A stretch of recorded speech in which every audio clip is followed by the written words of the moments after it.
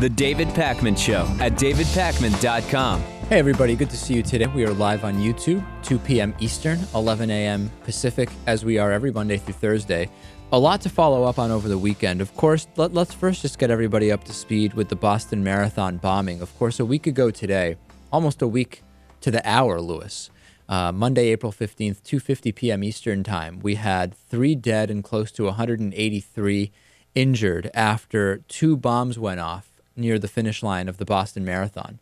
And after a couple of days of a lot of false and incorrect reports about who the suspects were and about pictures, we had on Thursday the FBI's photo release of 2 suspects that were the focus of the investigation.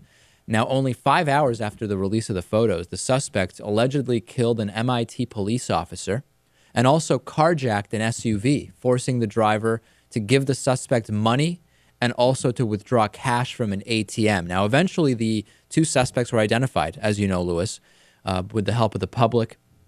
And, I mean, literally something like 3,000 leads a minute were coming into the FBI as Zohar and Tamerlan Tsarnaev. Police were able to track them to Watertown, Massachusetts, very close to Boston. A shootout ensued. An MBTA officer was critically injured. Tamerlan Tsarnaev was captured and actually died from injuries he had sustained, possibly from being run over by his brother Zohar. Now, do we have confirmation on those details, Natan? I'm seeing a lot of conflict. There's no confirmation, but he certainly did it.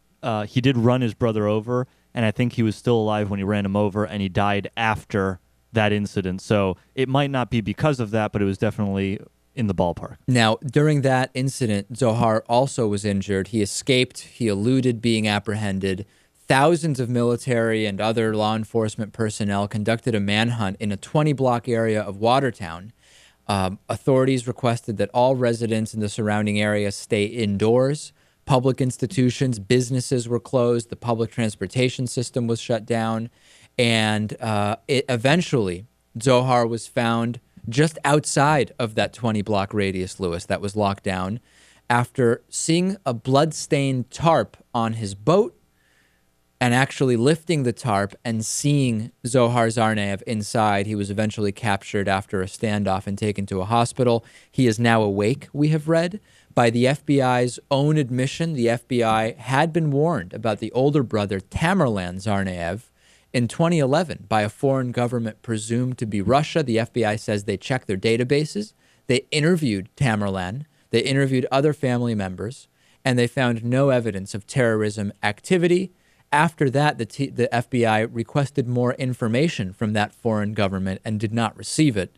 That was followed by that 6-month trip to Russia. Right. So probably there will be a lot more information about that forthcoming. The latest information now is that Zohar Tsarnaev will not be tried as an enemy combatant. He is being charged at least with conspiracy to use weapons of mass destruction. That's where we are now. Hopefully that does not include any of the rumors that are now circulating, but does include close to all of what we now consider to be the basic circumstances of the case. Right. So there are so many issues. 1, our intelligence. Did they drop the ball here? 2, who was he visiting with and what was he doing in Russia? I mean, the younger brother, was he at all involved or was he just coaxed by his older brother? So many of these questions.